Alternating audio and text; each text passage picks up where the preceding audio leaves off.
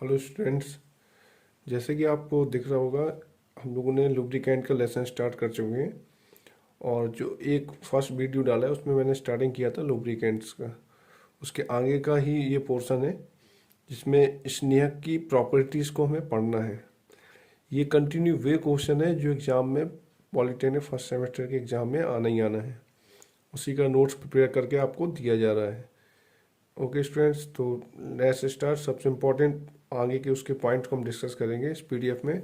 जैसे कि आपके सामने एक पेज दिखाई दे रहा होगा, फ्लैश पॉइंट, जिसमें लिखा है मोस्ट इम्पॉर्टेंट क्वेश्चन। ठीक, तो फ्लैश पॉइंट पे हम लोग स्टडी करके देखें तो देखो इसमें याद क्या रखने वाला पॉइंट है जो आपको मोस्टली याद रखना है। इसमें देखो ये लिखा है, वह न्यूनतम ताप जिस पर कोई स्नेहक या स्नेहक तेल ज्वलित होने के लिए पर्याप्त वाष्प बनाता है। इसका यानी मेन पॉइंट क्या है, पर्याप्त वाष्प बनाता है, यानी स्नेहक का फ्लैश पॉइंट कहलाता है। यानी कोई जो स्नेहक होता है, लाइक हम इसको ऐसे समझ सकते हैं कि जैसे कोई लुब्रिकेंट है, लुब्रिकेंट, और वो लुब्रिकेंट पर्याप्त वाष्प मतलब उसको ज्वलित होना है, यानी उसको जलना, कब वो जलना स्टार्ट कर देगा, तो जिस जलने के लिए जितनी पर्याप्त वाष्प बनाता है वो उसका क्या कहलाएगा, फ्लैश पॉइंट। ठीक, फ्लैश पॉइंट। क्योंकि देखो ये मान लो 2 ml वाष्प बना रहा है, सपोज करो वेपर, और मान लो 4 ml वेपर बना रहा है। जलने के लिए कितनी वाष्प जरूरत है, 4 ml की। तो जब तक वो 4 ml नहीं बनाएगा तब तक वो उसका फ्लैश पॉइंट नहीं कहलाएगा। इसी प्रकार अलग अलग लुब्रिकेंट का फ्लैश पॉइंट क्या होता है, अलग अलग। जिस लुब्रिकेंट का फ्लैश पॉइंट जितना अच्छा होता है वो लुब्रिकेंट उतना ही अच्छा कहलाता है। ठीक, इसमें लिखा है फ्लैश पॉइंट कहलाता है। फ्लैश पॉइंट को प्रज्वलन ताप कहा गया, इग्निशन टेम्परेचर कहा गया। और इसमें ये बोला भी गया है, वे स्नेहक जिनका फ्लैश पॉइंट अधिक होता है वे अच्छे स्नेहक होते हैं। सिंपल सा बात है, जिसका फ्लैश पॉइंट अच्छा होगा वो अच्छा लुब्रिकेंट कहलाएगा। इसके बाद स्टूडेंट आते हैं हम लोग बहाव बिंदु में। इसको बोला जाता है पोर पॉइंट। क्या बोला जाता है, पोर पॉइंट। पोर पॉइंट में देखो एक सिंपल सा वर्ड लिखा है, वह न्यूनतम ताप जिस पर किसी स्नेहक को ठंडा करने पर उसका वाहक रुक जाए। यानी वह न्यूनतम ताप, यानी इस वहां पॉइंट के लिए याद रखना है लो टेम्परेचर। वह न्यूनतम ताप जिस पर उसका वहाव, यानी वहाव वहाव तो आपका क्या हो जाए, रुक जाए। ठीक, ये बात को बोली गई है। यानी देखो दो वर्ड याद रखने, लो टेम्परेचर एंड बहाव को रोकना ही क्या है, पोर पॉइंट। उसका क्या कहलाएगा, वो पोर पॉइंट। पोर मीन्स बहाव बिंदु। इसमें भी लिखा है एक अच्छे स्नेहक का पोर पॉइंट अधिक होना चाहिए, यानी जिसका बहाव जितना अच्छा होगा वो उसका पोर पॉइंट उतना ही अच्छा माना जाएगा। ये स्नेहक की हम लोग प्रॉपर्टीज पढ़ रहे हैं। तीसरी प्रॉपर्टीज में है क्लाउड पॉइंट। क्लाउड मतलब होता है बादल जमना से। जैसे इसमें लिखा है, वह टेम्परेचर जिस पर स्नेहक को निश्चित दर से ठंडा करने पर स्नेहक में मेघ बन जाता है। मेघ मतलब बादल टाइप का बन जाना, अर्थात क्लाउडनेस उत्पन्न हो जाती है, क्लाउड पॉइंट कहलाता है। यानी वह ताप जिस पर स्नेहक को निश्चित दर पर ठंडा करना, यानी वह, इसका मतलब इस लुब्रिकेंट का मतलब क्या है, तुम्हारा आपका जो क्लाउड पॉइंट है, क्लाउड पॉइंट में याद क्या रखना है, टेम्परेचर और ठंडा करना।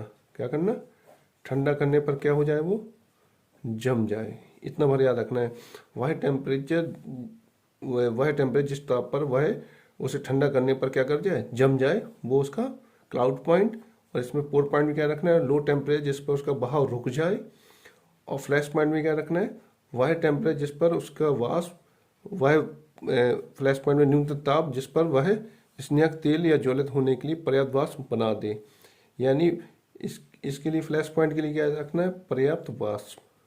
एक एक वर्ड याद रखना है जिससे हम आसानी से, वह टेम्परेचर जिस पर वो पर्याप्त वाष्प क्या करे, वाष्प बना दे। तो तीनों की देखो हेडिंग सिंपल सी याद रखने के क्या तरीके हैं।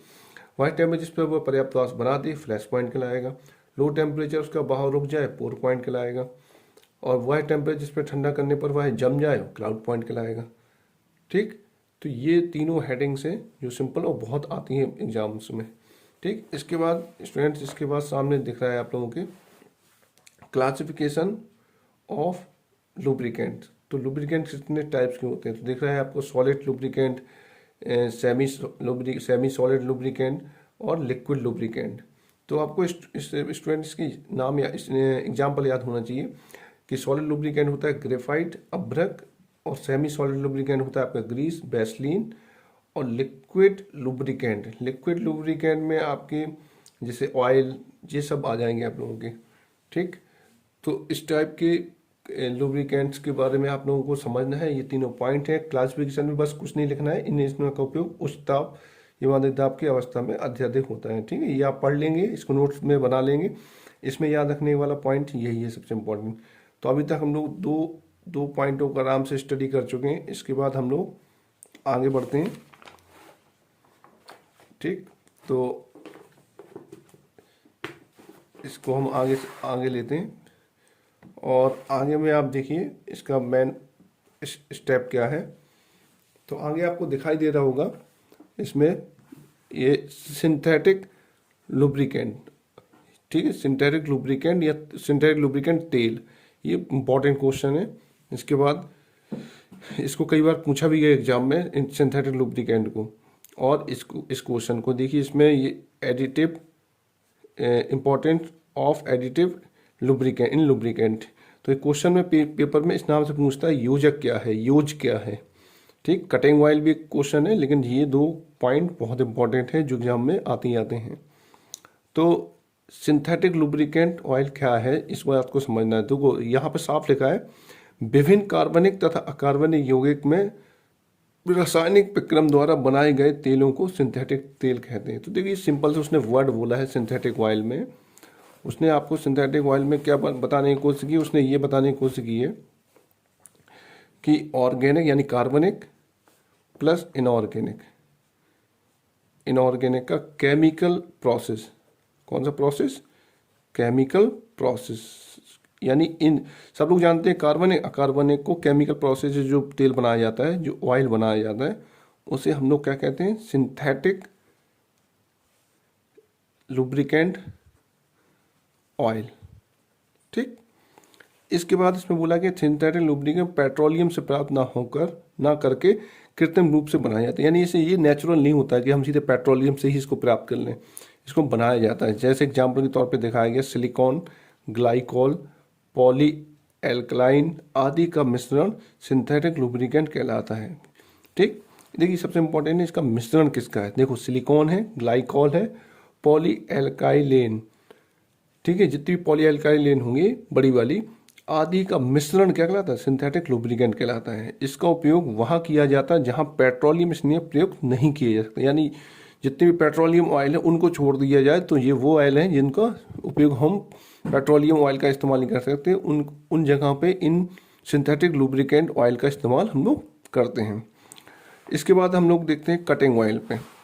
तो कटिंग ऑयल सब जानते हैं। देखिए धातु को हम लोग औजारों से जैसे लैब उसमें वर्क कारपेंट्री लैब में, मशीन लैब में हम लोग वो बनाते हैं, जॉब बनाते हैं। जॉब बनाते समय उसको लोहे को काटना पड़ता है, तो उसी के लिए इस कटिंग ऑयल का इस्तेमाल करते हैं। जैसे इसमें लिखा है धातु से बने औजारों का प्रयोग मशीन विक्रम जैसे काटना, छेद करना, छीलना में कटिंग ऑयल का प्रयोग करते हैं। कटिंग ऑयल इसकी गर्म धार को ठंडा करने में प्रयुक्त किया जाता है।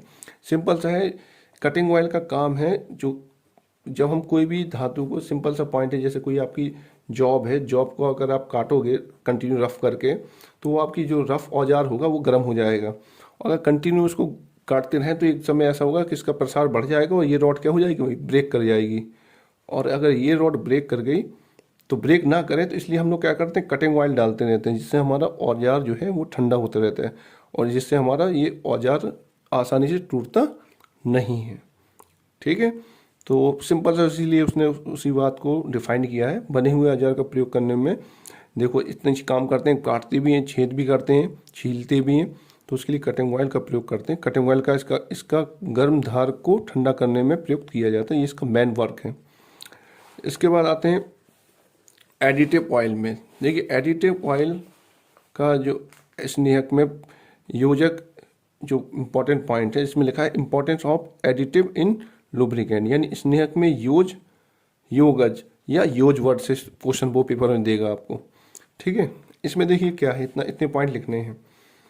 इसमें लिखा है स्नेहकों को अधिक प्रभावशाली बनाने हेतु, यानी इसका मतलब समझ रहे हैं, जैसे कोई लुब्रिकेंट प्रभावशाली तो है बट आप चाहते हैं और ज़्यादा इफेक्टिव हो जाए। जैसे आप लोग जानते हैं केमिकल रिएक्शन में हम कोई कैटलिस्ट डाल दें तो वो और ज़्यादा रिएक्शन क्या होती है, फास्ट हो जाती है। उसी प्रकार हम इसमें क्या करेंगे, स्नेहक को अधिक प्रभावशाली बनाने के लिए उसमें मिलाए जाने वाले पदार्थ को ही क्या बोलते हैं, योज। यानी आपका जो लुब्रिकेंट है, लुब्रिकेंट को और इफेक्टिव बनाने के लिए क्या करने के लिए, और ज़्यादा इफेक्टिव बनाने के लिए, लुब्रिकेंट को और ज़्यादा इफेक्टिव बनाने के लिए जो भी मटेरियल मिलाते हैं उसे क्या बोलते हैं, एडिटिव। बस इतना सा याद रखना है। ठीक, तो इसने वही बात बोली है। फिर इसने बोला कि कौन सा वो कंडीशन कौन सी है, तो एग्जाम्पल में उसने बताया एरोमेटिक एमीन, फिनोलिक पदार्थ और सल्फोनिक अम्ल के लवण आदि एडिटिव कंपाउंड कहलाते हैं। यानी आपको ये 3 एग्जाम्पल याद रखना है, एरोमेटिक एमीन, फिनोलिक पदार्थ एंड सल्फोनिक अम्ल के लवण, ये 3 हैं जो एडिटिव कंपाउंड कहलाते हैं, जो लुब्रिकेंट की प्रभावशाली उसकी प्रभाव को बढ़ाता है। लुब्रिकेंट और ज़्यादा इफेक्टिव हो जाता है हमारा लुब्रिकेंट।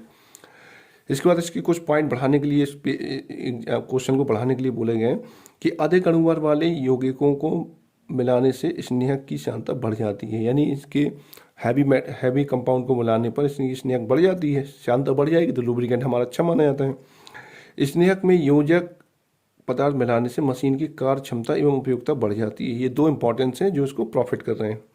ओके फ्रेंड, तो ये आपका हो गया ये क्वेश्चन, 2 क्वेश्चन और एक यहाँ पर टाइप्स ऑफ क्लासिफिकेशन, 3 क्वेश्चन आपके कंप्लीट हो चुके हैं। ठीक, इसके बाद हेडिंग पढ़िए स्नेहक के औद्योगिक अनुप्रयोग। तो औद्योगिक अनुप्रयोग को आपको समझना है, तो औद्योगिक अनुप्रयोग को आप देखें तो औद्योगिक अनुप्रयोग में आपको दिख रहा होगा पॉइंट बाई पॉइंट कुछ लिखे हुए हैं। पॉइंट बाई पॉइंट में आप देखिए कि उसमें डिफाइन किया गया कि औद्योगिक स्नेहक औद्योगिक क्षेत्र में निम्न प्रकार उपयोगी हैं। नंबर 1, ये मशीन की धातु सतह यानी मेटल सरफेस के मध्य होने वाले घर्षण को अवरोध करती है। ये बात पहले ही बता चुके हैं कि घर्षण क्या करती है, विरोध। तो एक तो इम्पोर्टेंट ये हो गया, ये धातु सतह के घिसने एवं टूट फूट को कम करता है। ये बात भी क्लियर है पहले से स्टूडेंट्स। तो ये आपके अनुप्रयोग चल रहे हैं। ठीक है, ये संरक्षण को रोकने में सहायक होती है। डेफिनेट है, अगर हम फ्रिक्शन नहीं होगा तो संक्षारण भी क्या होगा, उसका कम होगा। ये मशीन कार्यक्षमता को बढ़ाता है। ये बात भी समझ में आ रही है, क्योंकि भाई जब ज़्यादा घर्षण नहीं होगा तो मशीन की आयु क्या हो जाएगी, क्षमता बढ़ जाएगी तो उसकी आयु में वृद्धि होगी, डेफिनेट है।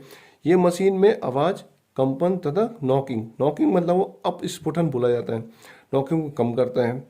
ये छीलन आदि को अपने साथ ले जाकर मशीन के पुर्जों को साफ करने में उपयोगी होता है।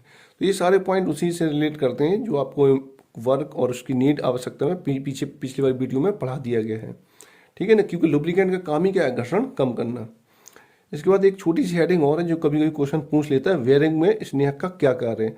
ठीक है ना, तो जो वेयरिंग होती है मशीन में, रिंग पिस्टन में एक वेयरिंग टाइप का होता है, उसी को बताया गया है इसके बारे में। तो उसके बताया गया मशीनों की वेयरिंग की सतह पर स्नेहक निरंतर लुब्रिकेंट्स निरंतर करते रहते हैं। यानी सतह पर स्नेहन लुब्रिकेशन यानी कंटिन्यूस में लुब्रिकेशन पॉइंट निरंतर करते रहते हैं। मशीन की वेयरिंग की सतह का स्नेहन निरंतर करते रहते हैं ताकि ये अधिक गर्म होकर खराब ना होने से बच सके। ये तो बेयरिंग का मतलब ही क्या है, उसका लगातार लुब्रिकेशन। यानी बेयरिंग में स्नेहक का कार्य क्या है, बेयरिंग में स्नेहक का कार्य ये हो गया कि भाई वो कंटिन्यू घूमती रहती है बेयरिंग कंटिन्यू घूमती रहती है, वहाँ पर कंटिन्यू लुब्रिकेंट होना चाहिए जिससे वो बेयरिंग गर्म ना हो जाए। ठीक, लुब्रिकेंट बेयरिंग की धातु की दोनों सतह पर चिपक जाता है जिससे सतह परस्पर सीधे संपर्क में नहीं आती, तो इससे वो घर्षण नहीं होगा, वो गर्म नहीं होगी और इससे घर्षण कम होता है। ठीक, घर्षण कम होने से तापमान में वृद्धि नहीं होती, ये बात भी जानते हैं आप, और ऊर्जा की हानि नहीं होती है और मेटल की सरफेस घिसती नहीं है। ठीक है ना, ये सारे पॉइंट जो आपको लिखे हुए हैं वो एकदम क्लियर हो जाएंगे, क्योंकि पिछले वीडियो में जिसके पिछला वीडियो है उसमें सब कुछ डिस्कस किया जा चुका है। ओके स्टूडेंट्स, तो इसके पास एक एक वीडियो और बचा है जिसको हम आगे नेक्स्ट वीडियो में पढ़ेंगे। ठीक है, तो नेक्स्ट हम वीडियो में इस लेसन को कम्प्लीटली फाइनल कर लेंगे और इसके बाद हम नेक्स्ट लेसन चलेंगे लुब्रिकेंट्स के बाद वाटर ट्रीटमेंट। ठीक, या वाटर ट्रीटमेंट के बाद पहले फ्यूल को कंप्लीट कर लेंगे, फ्यूल के बाद वाटर ट्रीटमेंट कंप्लीट कर लेंगे। और बहुत जल्दी अगर टाइम मिलेगा तो फिजिक्स का लेसन बाई लेसन कंप्लीट किया जाएगा आपका पीडीएफ। ठीक है, तो स्टूडेंट्स इसको नोट्स बुक में ज़रूर नोट्स बनाते जाना, नोट कर लेना इसको, क्योंकि बहुत इंपॉर्टेंट इसके कंटेंट मटेरियल को डाला गया है, कितना कहाँ लिखना चाहिए। ओके स्टूडेंट, तो नेक्स्ट वीडियो मिलते हैं।